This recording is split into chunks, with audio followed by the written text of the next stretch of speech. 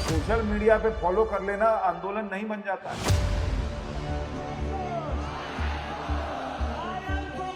इस कॉकरोच को खाना देने वाले 90% पाकिस्तानी हैं।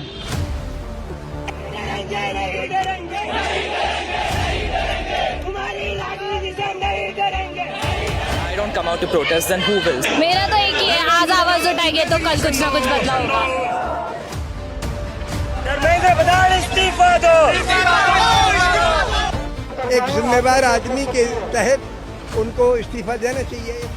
6 बच्चे सुसाइड कर लिए, कौन रिस्पॉन्सिबिलिटी लेगा? ये सुसाइड नहीं था, मर्डर था। मेरा बेटा कह रहा है अब हम मर जाएंगे। आज हमारा एजुकेशन सिस्टम पूरी तरह से कोलैप्स हो चुका है। ये कोई शिक्षा मंत्री बनने के लिए या कोई पार्टी खड़ा करने के लिए नहीं है।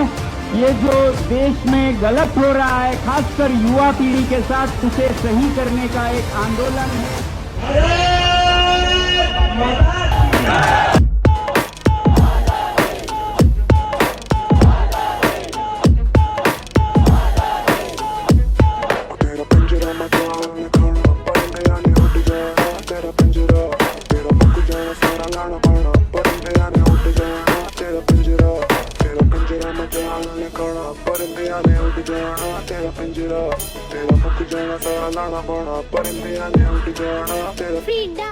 एक सवाल पूछता हूँ, जब कोई सड़क पर बैठकर अपना हक मांगे तो वो कौन होता है? जब कोई भूखा रहकर सरकार से एक जवाब मांगे तो वो कौन होता है? जब लाखों बच्चे जिनकी मेहनत एक रात में किसी पेपर लीक से चुरा ली जाए वो चीखें तो वो कौन होते हैं? जवाब हमेशा एक ही मिलता है, ये दलित प्रोटेस्ट है। नाम बदलता रहता है, कभी किसान, कभी छात्र, कभी आदिवासी, कभी कोई जेनजी लड़का जो पार्टी बना के सड़क पर बैठ जाए, पर टैग एक ही चस्पा कर दिया जाता है। जैसे इंसाफ मांगना कोई जुर्म हो और उस जुर्म की सजा हो एक लेबल, जिससे उस आवाज को कमजोर समझ लिया जाए, बांट दिया जाए और भुला दिया जाए। तो चलिए आज समझते हैं आखिर ये दलित प्रोटेस्ट है क्या चीज। जुलाई 2026, दिल्ली की गर्मी में जंतर मंतर पर एक बूढ़ा शरीर भूख से कांप रहा है। नाम सोनम वांगचुक, लद्दाख का वो इंजीनियर जिसकी कहानी पर पूरे देश ने 3 इडियट्स में तालियां बजाई थी। लेकिन आज वो पर्दे पर नहीं, सड़क पर लेटा है, 28 जून से अनशन पर। कारण, मई महीने में हुआ वो एग्जाम पेपर लीक जिसने लाखों छात्रों की मेहनत, उनकी रातों की नींद, उनके सपने सब एक झटके में बर्बाद कर दिए। एक नई जेनजी की अगुवाई वाली party cockroach Janata party Jantar Mantar पर बैठी है शिक्षा मंत्री के इस्तीफे की मांग लेकर। वांगचुक उन्हीं के समर्थन में भूखे बैठे हैं। दिन गिनते गिनते 17 दिन हो चुके हैं। उनकी तबीयत बिगड़ रही है और सरकार, मेरे भी जीवन में कोई कहेगा क्या कमी है, तो अच्छे विपक्ष का अभाव में कमी महसूस करता हूँ। Good morning to all cockroaches. Cockroach Janata party, cockroach Janata party के 6 मिलियन से ज्यादा फॉलोअर्स हो गए इंस्टाग्राम पर। हमारे फॉलोअर्स अब बीजेपी से भी ज्यादा हो चुके हैं। कॉकरोच जनता पार्टी के इंस्टाग्राम पेज को हैक करने की कोशिश की जा रही है। मोदी के एक एक शब्द का क्रिटिसिज्म होना चाहिए और जम करके होना चाहिए, बार बार होना चाहिए। जो एक्सपेक्ट किया था वही हुआ। सरकार ने सीजेपी का ट्विटर हैंडल उड़ा दिया है फ्रेंड्स। यूथ की आवाज को, जेनजी की आवाज को दबाने के लिए इंडिया में अकाउंट ही बैन कर दिया है।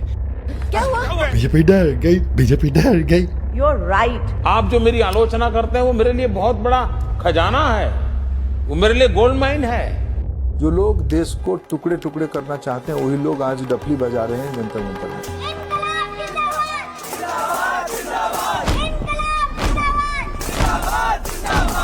आरंभ है प्रचंड बोल मस्तकों के झुंड, आज जंग की घड़ी की तुम गुहार दो।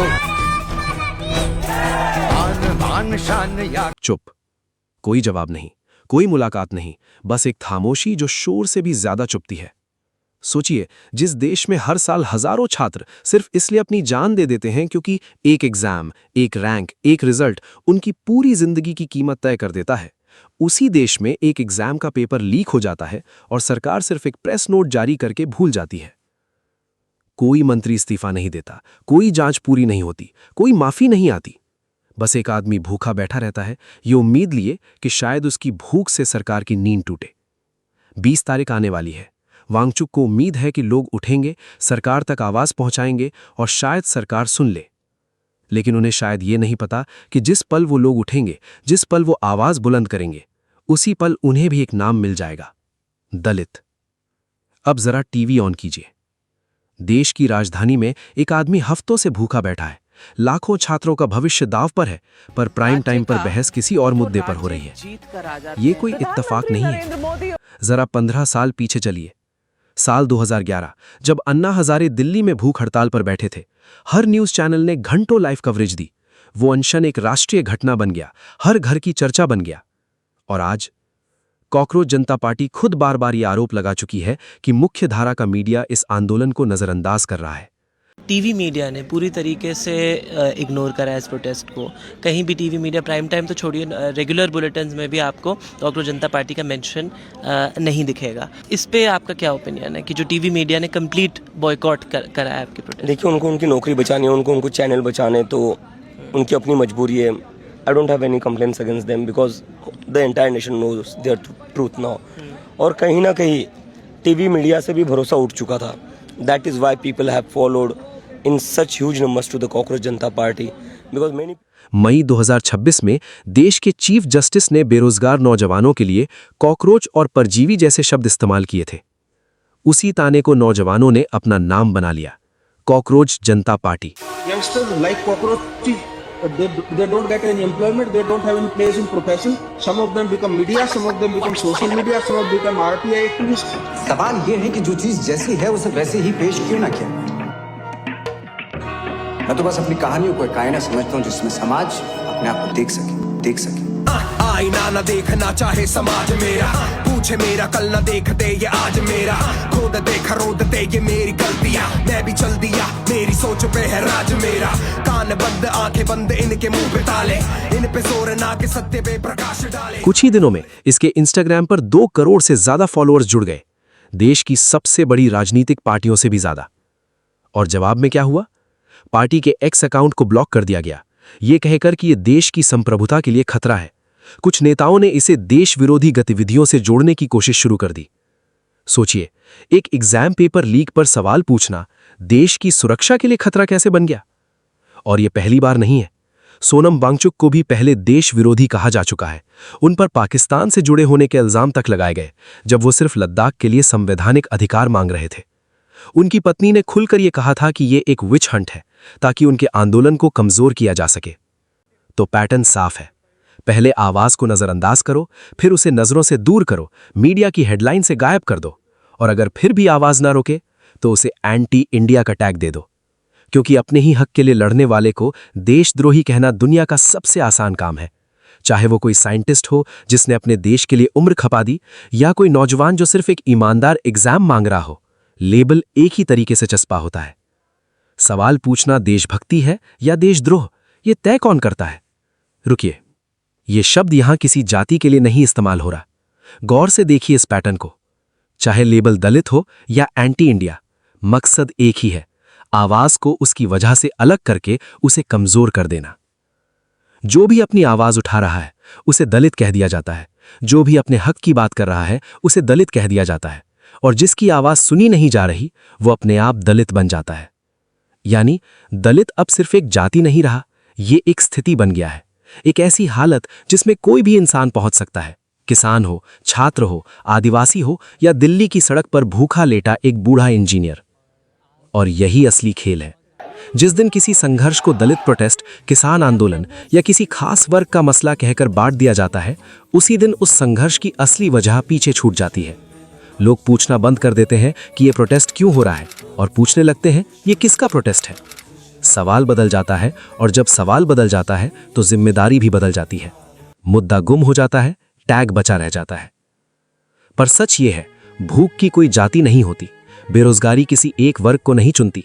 पेपर लीक होने पर धोखा हर उस बच्चे के साथ होता है जो रात रात भर जाग कर पढ़ता है, चाहे वो किसी भी जाति, धर्म या राज्य से हो।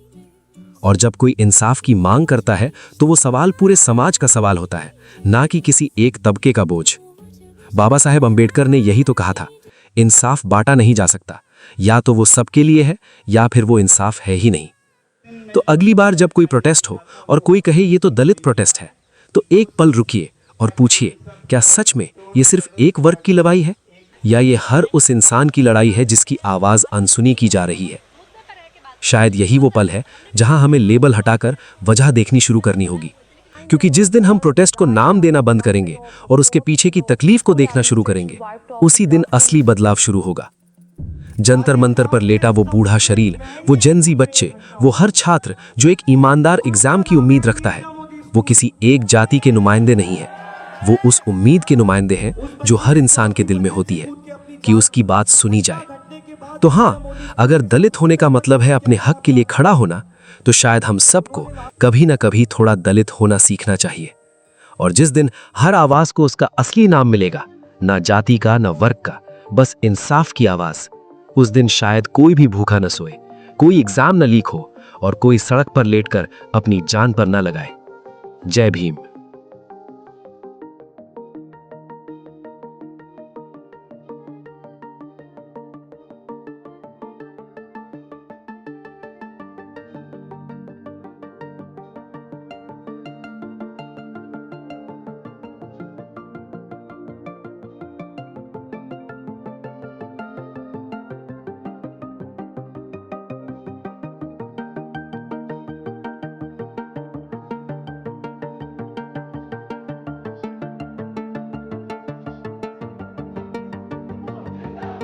हो गई है पीर पर्वत सी पिघलनी चाहिए, इस हिमालय से कोई गंगा निकलनी चाहिए। आज यह दीवार पर्दों की तरह हिलने लगी, शर्त लेकिन थी कि ये बुनियाद हिलनी चाहिए।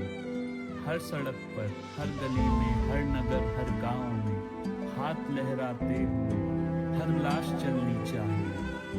सिर्फ हंगामा खड़ा करना मेरा मकसद नहीं, मेरी कोशिश है कि ये सूरत बदलनी चाहिए। मेरे सीने में नहीं तो तेरे सीने में सही, हो कहीं भी आग लेके आग जलनी चाहिए।